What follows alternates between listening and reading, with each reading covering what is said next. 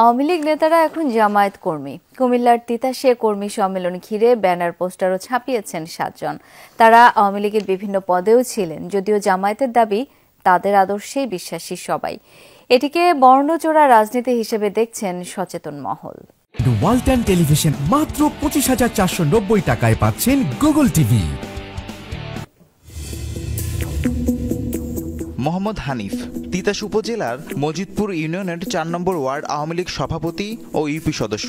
গণ অভ্যুত্থানের পর ভিন্ন রূপে তিনি জামায়াতের কর্মী সম্মেলন উপলক্ষে ওয়ার্ড সভাপতি হিসেবে ব্যানার পোস্টারে ছাপিয়েছেন তার নাম।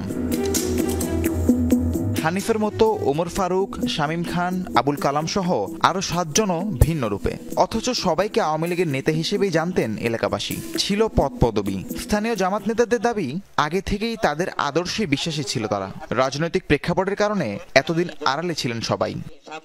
এই লোকগুলি আমাদেরই লোক। আওয়ামী লীগের আমলে আমরা ওপেন করি নাই আর কি, ওই যে সুযোগ হয়েছে এখন আমরা ওপেন করছি আর কি তাদেরকে। এটা আমাদেরই কর্মী, আমাদেরই লোক, আমাদেরই নির্বাচিত মেম্বার। জনপ্রতিনিধি নির্বাচিত হওয়ার পর আমাদেরই উনি কর্মী ছিল, অনেক আগ থেকেই আমাদের কর্মী। ওরা ওদের মতো করে আমাকে দায়িত্ব দিচ্ছে আর এমনি ওই তৎপরতার সাথে উনি সম্পৃক্ত ছিল না আর কি।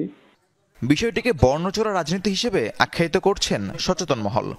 তার আদর্শ এবং আওয়ামী লীগের আদর্শ বলা চলে একেবারেই বিপরীত।